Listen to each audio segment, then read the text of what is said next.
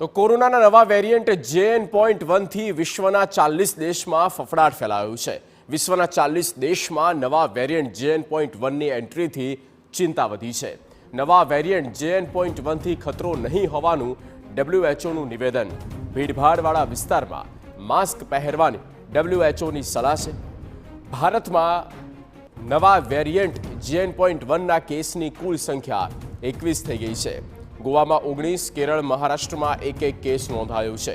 દેશમાં છેલ્લા 2 સપ્તાહમાં કોરોનાથી 16 લોકોના મોત થઈ ગયા છે।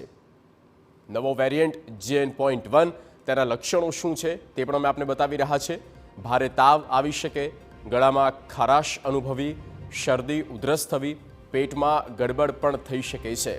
JN.1 થી બચવાના ઉપાયો શું છે તેની પણ આપણે વાત કરીએ તો સરળતાથી લોકોમાં ફેલાય છે પણ ગાઈડલાઈનનું પાલન કરવું જરૂરી છે।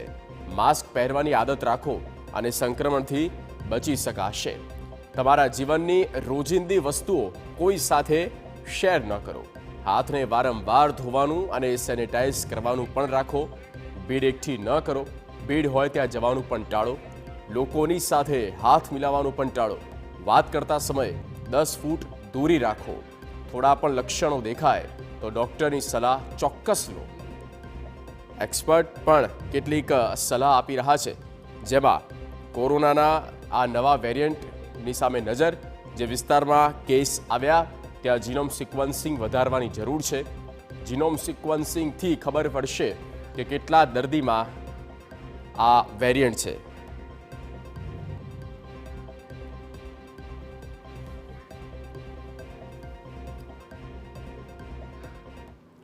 તો